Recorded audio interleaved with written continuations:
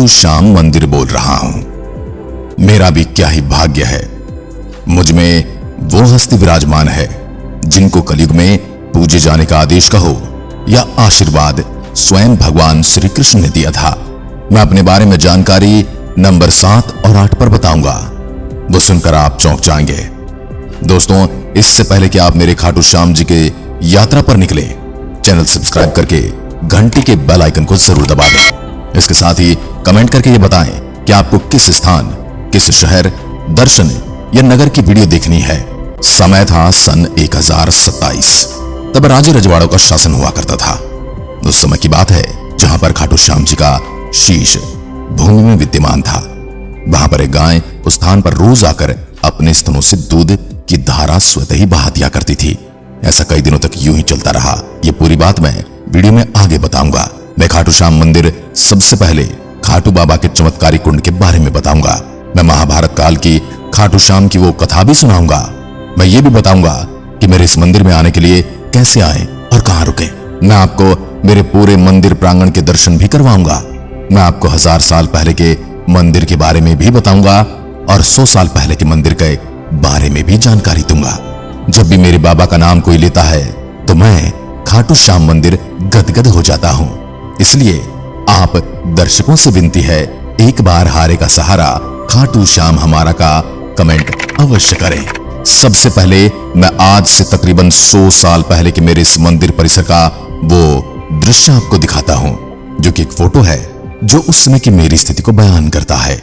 दोस्तों, ये जो स्क्रीन पर आप देख रहे हो वह 100 साल पहले मैं था। लेकिन मेरे श्याम की महिमा से आज मैं इतना विशाल मंदिर हूं जो आपके सामने खड़ा हूं कि देखते देखते आपकी आंखें थक जाएंगी, परंतु मंदिर परिसर खत्म नहीं होगा। अब मैं आपको लिए चलता हूं महाभारत काल के उस दृश्य की ओर जहां एक तरफ पांडु पुत्रों की सेना श्री कृष्ण भगवान के आशीर्वाद के साथ युद्ध में खड़ी थी, वहीं दूसरी ओर कौरवों की सेना बड़े बड़े महावीरों के साथ दूसरी ओर युद्ध की प्रतीक्षा में थी। इसी समय इस युद्ध की भूमि पर 3 बाणधारी वीर बर्बरी का आगमन होता है। मित्रों, वो 3 बाण ऐसे थे कि पूरी पृथ्वी की सेनाओं को समाप्त कर सकते थे। उसी समय श्री कृष्ण भगवान एक ऋषि का वेश धारण करके वीर बर्बरीक से मिलने जा पहुंचे। उन्होंने वीर बर्बरीक, जो कि एक महान योद्धा थे, उनसे पूछा, हे वीर योद्धा, आप किस ओर से युद्ध करेंगे? तो वीर बर्बरीक का उत्तर था, मैं अपनी माता श्री को वचन देकर आया हूं कि जो भी सेना कमजोर होगी, जो हारेगी, उसी सेना की ओर से युद्ध करूंगा। ये सुनकर श्री कृष्ण भगवान ने फिर से प्रश्न किया कि अगर आप हारने वाली सेना की ओर से युद्ध करोगे तो फिर वह सेना जीतने लग जाएगी और दूसरी सेना हारने लगेगी, तब क्या करोगे? इस बात का जवाब सोचकर 3 बाणधारी बर्बरीक ने कहा कि फिर मैं वापस हारने वाली सेना की ओर से युद्ध करने लग जाऊंगा। ये सुनकर भगवान श्री कृष्ण, जो कि ऋषि ब्राह्मण के वेश में थे, गहन चिंता में डूब गए और वीर बर्बरीक को वचन में लेकर उनका शीश मांग लिया। वीर बर्बरीक ने अपना वचन निभाया, स्वयं ही अपनी तलवार से शीश को धड़ से अलग कर दिया। लेकिन इसी के साथ श्री कृष्ण भगवान के सामने इस महाभारत युद्ध के भीषण संग्राम को देखने की अपनी इच्छा भी जताई। कृष्ण भगवान के आशीर्वाद से वीर बर्बरीक ने पूरी महाभारत का युद्ध देखा। हमको लगता है युद्ध अर्जुन और भीम, दुर्योधन और कर्ण जैसे योद्धा लड़ रहे थे, लेकिन सत्य तो वीर बर्बरीक ने बताया था, जो वीडियो में आगे बताऊंगा। श्री कृष्ण के आशीर्वाद से वीर बर्बरीक के शीश ने पूरी महाभारत देखी। इसी के साथ यह आशीर्वाद भी दिया कि बर्बरीक, तुम कलयुग में मेरे नाम से पूजे जाओगे। इसलिए वीर बर्बरीक को मेरे इस विशाल प्रांगण में श्याम नाम से पूजा जाता है। जिस स्थान पर वीर बर्बरीक जी का शीश भूमि में समाया था, वो स्थान आज का राजस्थान जिले का खाटू नामक गांव था। अब मैं आपको समय पर लेकर चलता हूं जब इस शीश की खोज हुई थी। समय था सन 1027। तब राजे रजवाड़ों का शासन हुआ करता था। आज की तरह सरकारें नहीं बदला करती थी। उस समय की बात है जहां पर खाटू श्याम जी का शीश भूमि में विद्यमान था। वहां पर एक गाय उस स्थान पर आकर रोज अपने स्तनों से दूध की धारा स्वतः ही बहा रही थी। ऐसा कई दिनों तक चलता रहा। फिर एक ऋषि के सानिध्य में उस जगह की खुदाई की गई तो अंदर वो विशाल शीश पाया गया। उस शीश को गांव वालों ने कुछ दिनों के लिए उस ऋषि को सौंप दिया। उसी समय राजा से विचार विमर्श करके एक छोटा सा मंदिर बना के उस शीश को उस स्थान पर स्थापित करके पूजा पाठ करना आरंभ कर दिया। वहीं पर साक्षात में विशाल मंदिर आपके सामने खड़ा हूं। खाटू श्याम मंदिर की यदि वास्तुकला की बात करें तो मैं सफेद संगमरमर से निर्मित हूँ। मेरी बनावट वास्तुशिल्प कला को दर्शाती है। कई भक्त मेरी संरचना की सुंदरता को निहारने आते हैं। मेरा प्रांगण पौराणिक कलाकृति को चित्रित करता है, जबकि मेरा प्रवेश द्वार और निकास द्वार संगमरमर के पत्थरों से बने हैं। जिनमें संगमरमर के ब्रैकेट हैं, उनमें सजावटी पुष्प डिजाइन किए गए हैं। गर्भगृह का मुख्य द्वार एक सुंदर चांदी की चादर से ढका हुआ है, जो मंदिर की भव्यता को और बढ़ाता है। मेरे गर्भगृह में विराजमान खाटू श्याम जी की मन मोहने वाली प्रतिमा विद्यमान है, जो मन को मोहित करने वाली है। मेरे अंदर प्रवेश करते ही 5 लोहे की कतारें बनाई गई हैं, जिससे अलग अलग लाइन से दर्शन कर सकते हैं। श्रद्धालु फिर थोड़ा आगे चलते ही ऊपर टीवी लगी हुई है, जिससे श्रद्धालु लाइव दर्शन कर सकते हैं। उसके बाद हम पहुंच जाते हैं मेरे प्रांगण में भक्तों के लिए छाया बनाई हुई है, और उसी प्रांगण से खाटू श्याम बाबा के दर्शन करते हैं। श्रद्धालु मेरे पास एक पवित्र तालाब है, जिसे श्याम कुंड कहा जाता है। इस कुंड की खास बात यह है कि इसमें साल भर पवित्र जल भरा रहता है। श्याम कुंड में स्नान करने से पापों का विनाश होता है और पुण्य की प्राप्ति, जबकि श्याम कुंड के जल का चरणामृत ग्रहण करने से आत्मिक शक्ति का अनुभव होता है। ऐसा भी कहा जाता है कि यही वह स्थान है जहां से खाटू श्याम जी का सिर प्राप्त हुआ था। यह कुंड गहरे और अंडाकार आकृति का है। इस कुंड को जल को बड़ा ही पवित्र माना जाता है। इसी के साथ इस कुंड के परिसर में बाईं ओर एक प्रवेश द्वार है, जिसके अंदर यह प्राचीन श्याम कुंड है। इस कुंड को महिला कुंड का नाम दिया गया है, क्योंकि इसमें केवल महिला ही स्नान करती हैं। खाटू श्याम जी का मेला हर वर्ष फागुन मास में लगता है।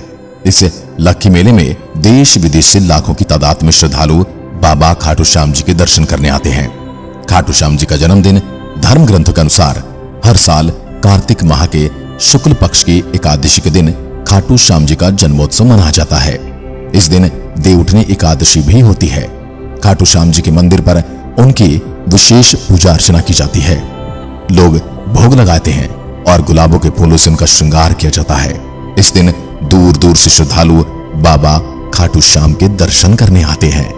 मेरे प्रांगण में मौजूद खाटू श्याम जी के दर्शन कैसे कर सकते हैं और कैसे पहुंच सकते हैं, तो मैं बता दूं, मैं खाटू श्याम जी का मंदिर जयपुर से 80 किलोमीटर दूर खाटू गांव में मौजूद हूं। यहां पहुंचने के लिए सबसे पास का रेलवे स्टेशन रिंगस है, जहां से मुझ मंदिर की दूरी 18.5 किलोमीटर है। रेलवे स्टेशन से निकलने के बाद आप मंदिर के लिए टैक्सी या जीप ले सकते हैं। अगर आप हवाई जहाज से जा रहे हैं तो सबसे नजदीकी एयरपोर्ट जयपुर इंटरनेशनल एयरपोर्ट है। यहां से मंदिर की दूरी मात्र 95 किलोमीटर है।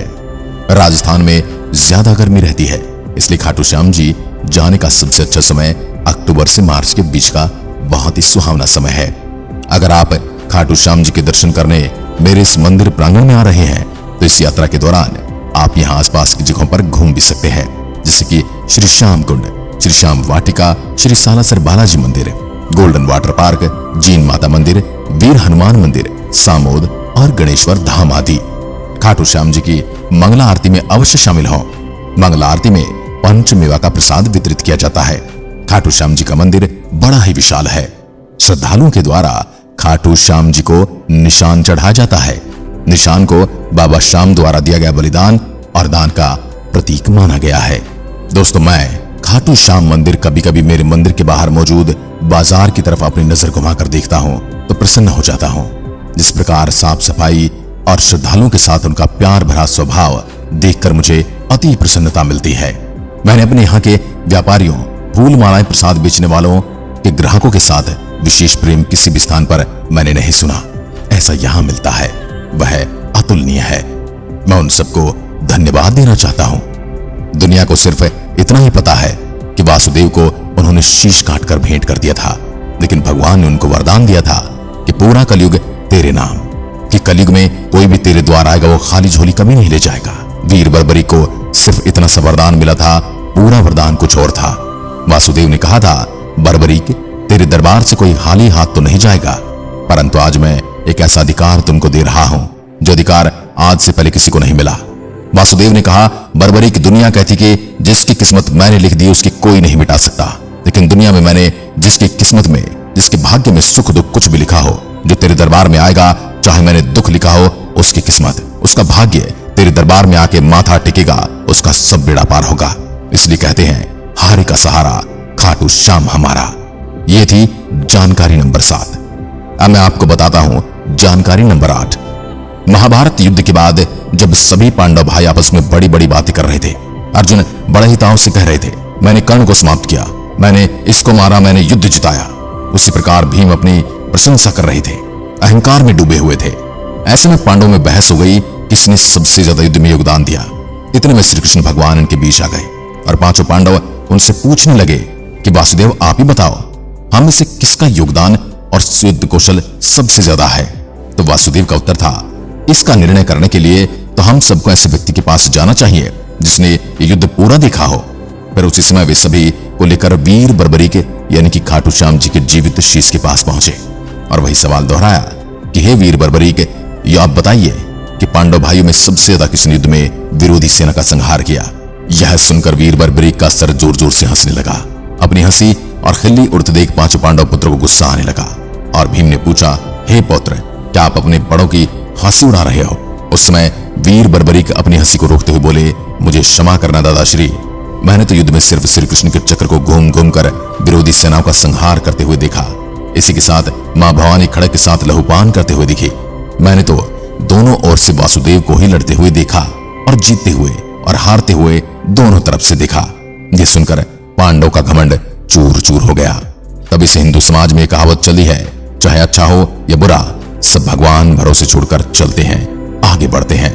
अब आप अगला वीडियो किस विषय पर देखना चाहते हैं कमेंट करके बताइए।